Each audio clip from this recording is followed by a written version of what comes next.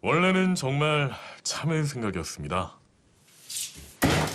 뭐 검사실도 그렇지만은 또 국회에 입성하니까 예, 예. 또 국회의원들의 눈초리도 좀 다르죠. 원래 제가 좀 천방지축인 편이라서 제 마음대로 하고 사는 편인데, 그리고 누가 해야 할 일도 누가 하라라고 하면 하기 싫은 하는 그런 스타일이거든요. 그리고 특히 이제 윗사람이라고 하는 사람이 하는 뭘 하자 그러면 되게 싫어요. 그런 사람을 꼴통이라고 그러죠. 그렇죠? 검사내전이라는 베스트셀러를 썼고 네. 또 그 소설 때문에 혹은 그 드라마 때문에 일반인들이 형사부검사, 검사의 네. 생활에 대해서 많은 이해를 가질 수 있을 거라고 생각돼요. 네, 그게 제 이제 책을 쓴 가장 주 원인이었죠. 잠시 검사내전으로 한번 가봅시다. 예. 부장검사님이 예. 저녁에 비상수집을 하죠. 아, 예. 그렇죠? 예. 그런데 이 예, 꼴통 예. 검사는 예, 거기에 예. 반발하죠. 예. 그 상황을 다시 한 번만 얘기해 주실까요? 그 상황. 그게 이제 인천지검 초임검사였었는데, 그때 이제 어? 저는 집합하라고 해. 어? 예? 왜요? 어? 아이, 그 지청장이 명령이라니까. 맞아 이쪽.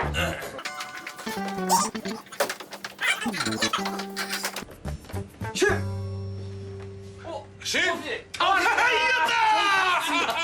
지금부터 뭐 술 먹자고 이 자리 불러내면 각각 판사고 검사가 뭐 몇 명이 오는지 그거 가지고 술래기를 하자라고 한 거예요.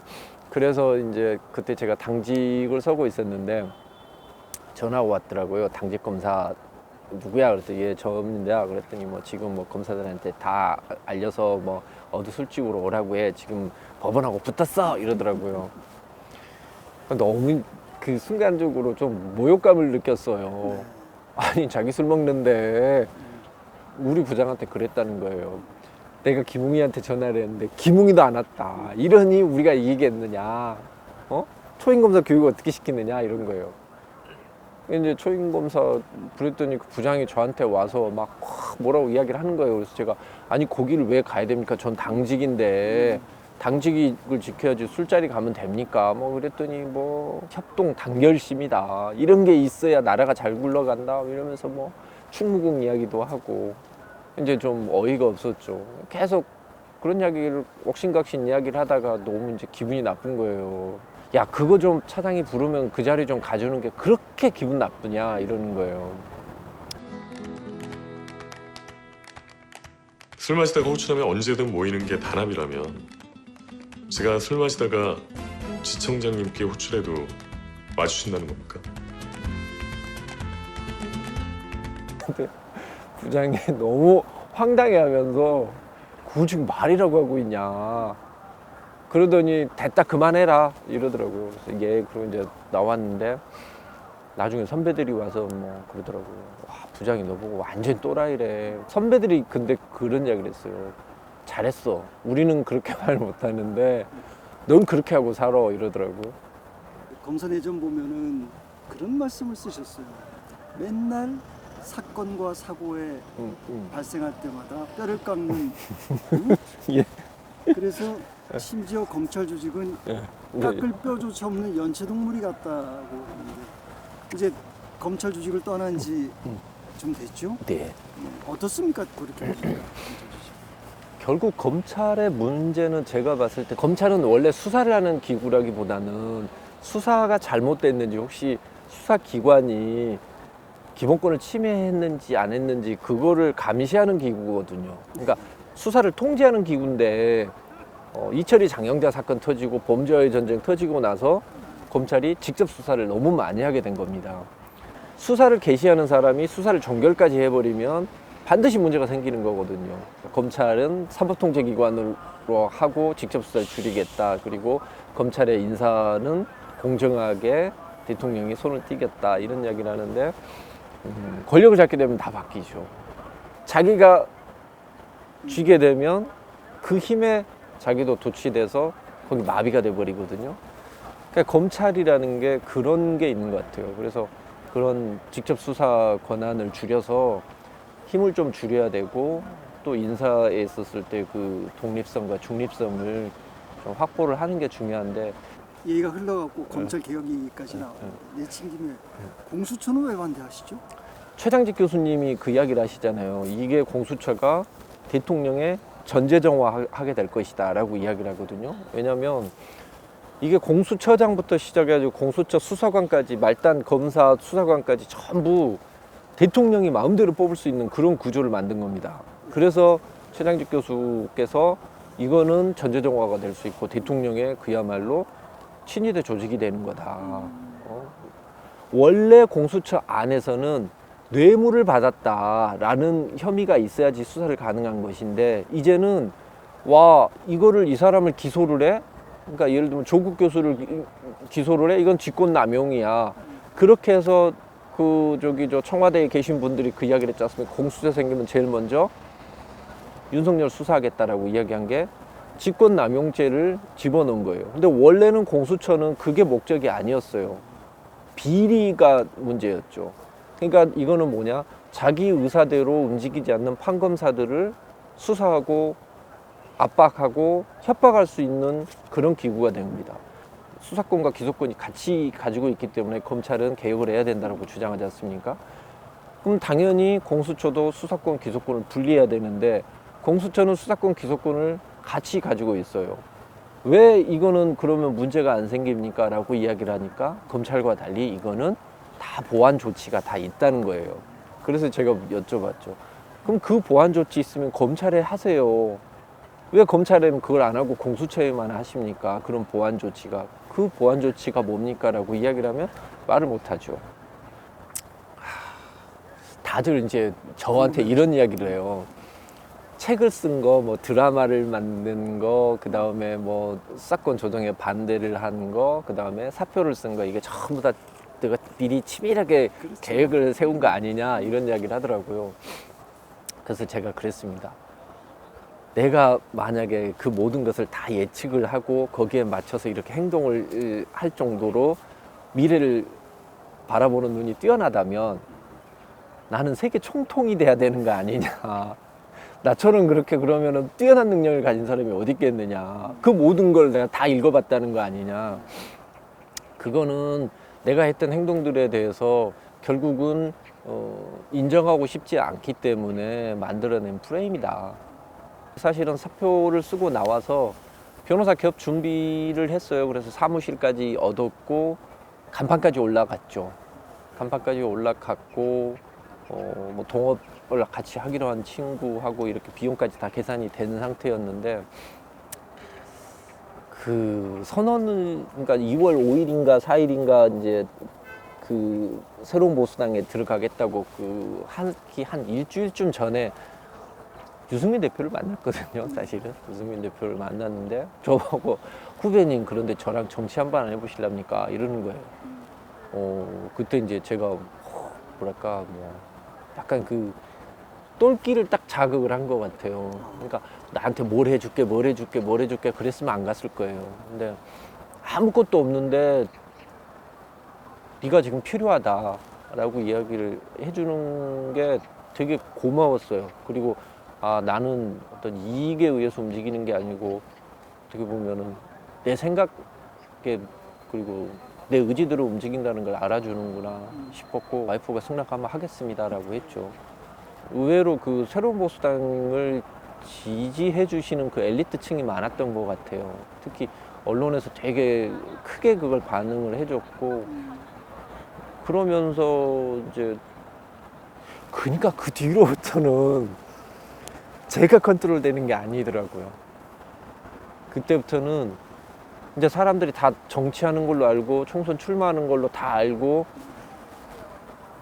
그 상황에서 저는 이제 당연히 비례로 갈 줄 알았는데 미래한국당이라는 게 생겨서 뭐 거기를 가야 된다고 하고 근데 거긴 가기 싫더라고요.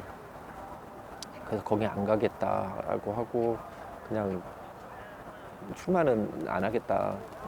뭐 그때 단 경제적으로도 어렵고 이랬으니까 그냥 이제 이 정도 했으면 됐으니까 뭐 어차피 새로운 보수당이 당대당 합당을 했으니까 내 역할 다 했겠다 싶었는데 또 이제 뭐 저기 유이동 의원이나 뭐 이런 분들이 저한테 아 형님 그러면 그냥 지역구 한번 나가보시죠. 그래가지고 그 지역구 출마는 그 공천 그 신청 바로 전날 오후 4시에 결정이 됐습니다. 그때부터 어느 지역구를 가야 되느냐 고민을 많이 하고 막 물어봤죠. 그랬더니 여기저기 물어봤는데 저는 그때 약간 여기 새로운 보수 단계에서 갔기 때문에 제 자존심도 있고 우리 그 개혁 보수의 자존심으로 강남 3구 갑 중에 하나는 우리가 가져와야 된다. 정말 택도 없는 그런 생각을 했어요. 근데 그때 이제 유이동 의원이 그 이야기를 하시더라고요. 그래서 송파 갑을 하고 싶은데 고민을 하니까 유이동 의원이 그 이야기를 하시더라고요. 아, 형님 그걸 왜 고민하세요? 어차피 안 줘요 거기. 그냥 쓰세요. 고민하지 마시고. 또 정치판에 오시면은 사기의 카르텔의 최주범을 잡겠다 이렇게 말씀하셨는데 이제 실제로 정치판에 들어오시니까 어떻습니까? 그런 사기 주범의 카르텔의 정점이 뭐라는 게 보입니까? 벌어지고 있는 것들을 보면서 상당히 좀 뭐랄까 자괴감도 많이 들고 도대체 우리가 정치를 하는 게 늘 모든 정치인이 다 보면 국민을 위하고 어려운 사람을 돌보겠다라고 이야기를 하는데 왜 권력의 중심부에 가면은 이런 일들이 계속 일어날까? 그러니까 모든 곳에서 이렇게 보더라도 나침판이 가리키는 방향이 한 곳을 그 권력의 정점으로 이렇게 지금 향하고 있는 것이고 어느 한 정권의 문제였다기보다는 어느 정권이 되든지 간에 이런 일을 저지르기에 너무 쉬운 우리나라 구조인 것 같아요. 실제로 환노위에서 활동하니까 어떻습니까? 어떤 점에 중점을 두고 계시죠? 일단 저는 저기 법사위를 처음에 계속 법사위를 간다고 했어요. 근데 뭐 좀 이런 이야기가 너무 좀 지나치다고 볼 수는 있지만은 지금 이 그 정부 하에서는 사법개혁 하기에는 너무 지금 이제 너무 딴 길로 너무 멀리 와 버렸습니다. 내가 정치를 하는 게 결국은 나와서 저 사람들한테 욕하고 뭐 이러려고 하는 건 아닌데 그래서 한번 다시 고민을 했고요. 진짜로 이제 정말로 국민들이 아 이게 잘못된 방향이어서 바꾸자라고 할 때 그때 의견을 내놔야지 지금은 내놓으면 저게 저 검찰 출신이어서 검찰 챙기기 할 거야 라고 내용 자체도 안 보고 욕할 것 같더라고요. 그래서 조금 시간이 필요하다고 생각을 했고 워낙에 노동 관심이 많았고 노동법은 따로 시간을 내서 공부를 계속 해왔었거든요. 또 특히 지금 몸담고 있는 국민의힘 실제로 발을 담그니까 네. 뭐 후회되거나 이런 적은 없습니다. 글쎄요, 저는 뭐 어떤 제가 선택하며 후회하고 그런 스타일은 아니거든요.